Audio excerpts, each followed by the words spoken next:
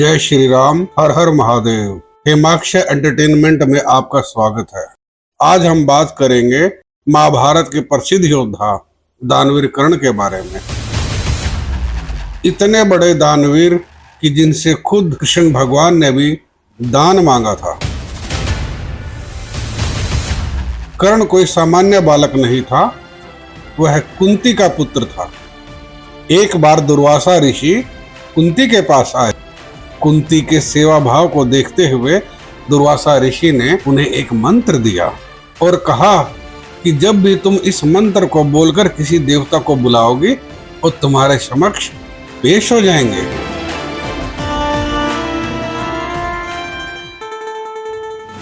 काफी समय बीतने के बाद कुंती ने सोचा कि क्यों न मैं इस मंत्र का इस्तेमाल करके देखूं कि कहीं दुर्वासा ऋषि ऐसे ही तो नहीं बोलकर चले गए।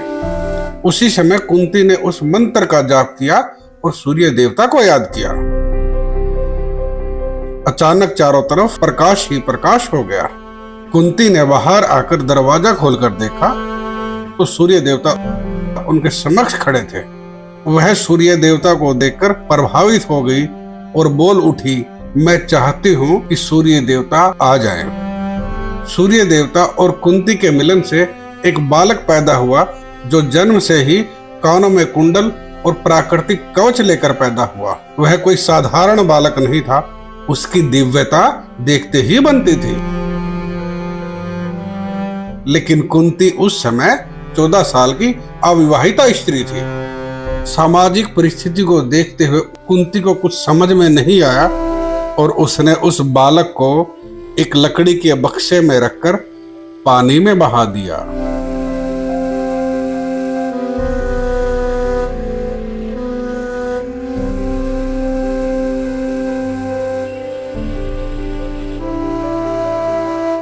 उन दिनों धृतराष्ट्र के महल में काम करने वाला सारथी अधिरथ नदी के किनारे स्नान कर रहा था।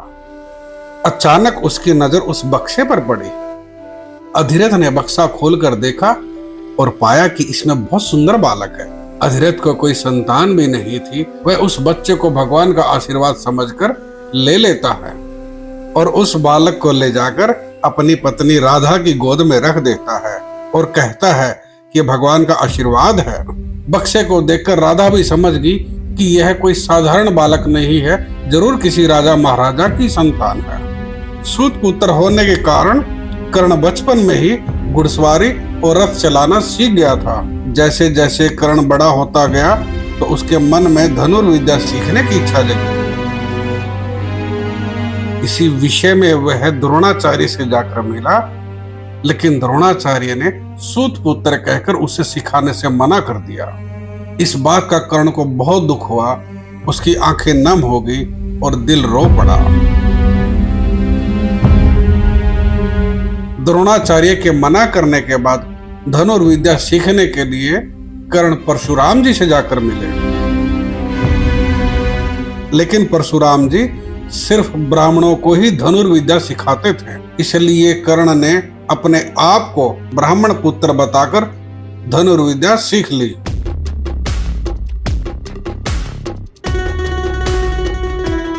कर्ण ने अपने जीवन में बहुत ही संघर्ष और तप किया।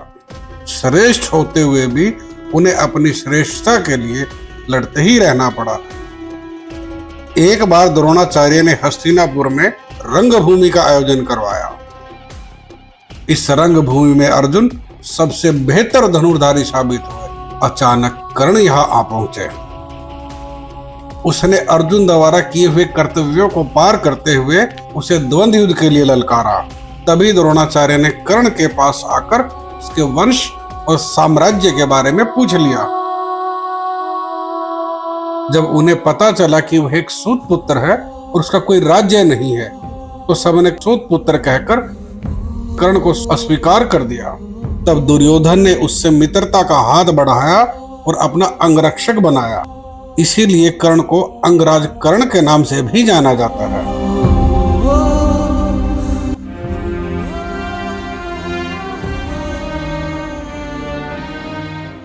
दुर्योधन ने ही कर्ण को यहाँ का राजा बनाया और कर्ण के नाम से ही इस जगह का नाम करनाल पड़ा है।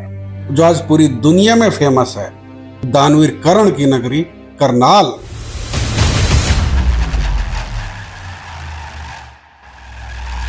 करनाल ही कर्ण की कर्म भूमि रहा है, करनाल ही कर्ण की धर्म भूमि रहा है। कर्ण की सारी लीलाएं इसी धरती पर हुई हैं और उसका असर आज भी यहाँ के लोगों में देखा जाता है। यहाँ पर कोई भूखा नहीं सो सकता, सुबह शाम कहीं ना कहीं भंडारे लगे रहते हैं। ये कर्ण के कर्मों का ही असर है, जो करनाल के लोगों में हमेशा दान पुण्य करने की इच्छा लगी रहती है।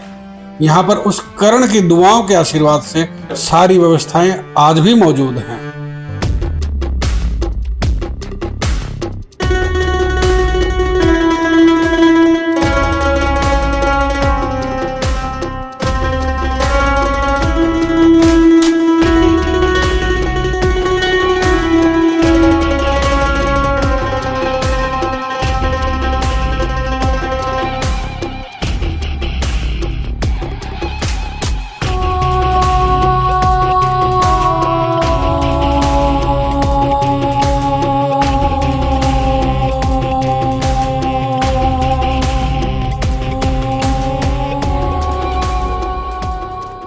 आप मेरे पीछे इस मंदिर को देख रहे हैं, यह महाभारत काल के टाइम का मंदिर है, यानी कि लगभग 5000 साल पुराना मंदिर। ऐसी मान्यता है कि यह शिवलिंग धरती से अपने आप प्रकट हुआ है।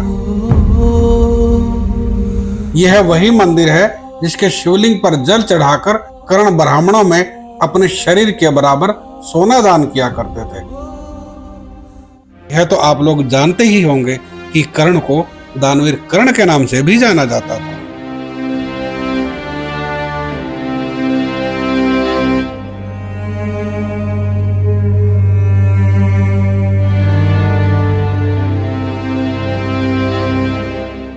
दानवीर कर्ण ने परशुराम जी से धनुर्विद्या की शिक्षा ग्रहण की थी।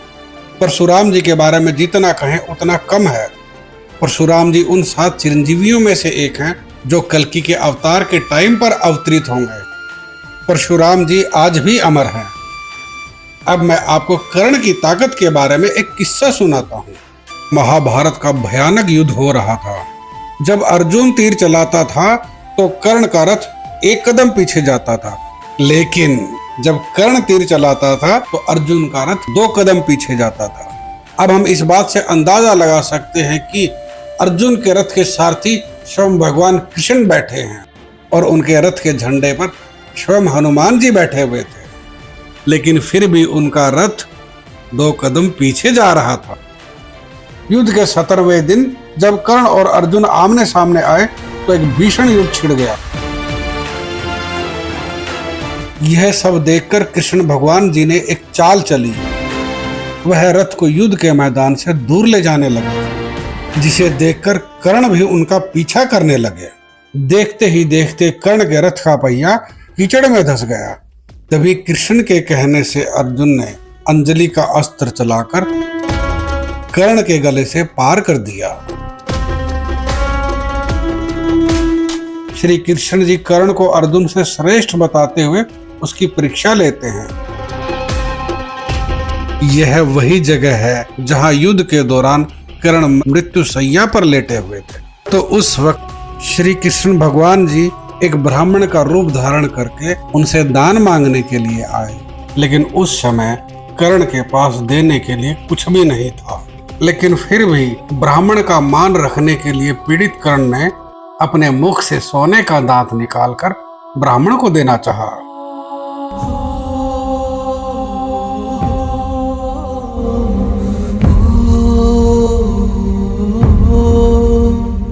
लेकिन ब्राह्मण ने अस्वीकार कर दिया। उसी समय कर्ण ने अपने धनुष से तीर चलाकर इसी जगह से पानी निकाला और उस दांत को धोकर ब्राह्मण को दिया। कर्ण से दान लेकर भगवान कृष्ण अपने असली रूप में आ जाते हैं। आखिरी समय में कर्ण की दानवीरता और कुशलता को देखते हुए कृष्ण भगवान ने 3 वरदान मांगने के लिए कहा।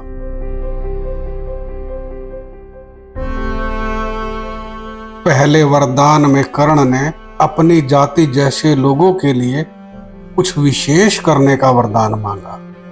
दूसरे वरदान में उनके राज्य में जन्म लेने का, और तीसरे में उन्होंने अपनी मुक्ति का वरदान मांगा और अपना अंतिम संस्कार ऐसी जगह पर करने को कहा जहां कभी कोई पाप न हुआ हो, परंतु ऐसा कोई भी स्थान नहीं था। अंत में श्री कृष्ण जी ने कर्ण का अंतिम संस्कार अपने हाथों पर किया। ऐसा करने पर कर्ण को अधर्म के पक्ष में होते हुए भी स्वर्ग की प्राप्ति हुई।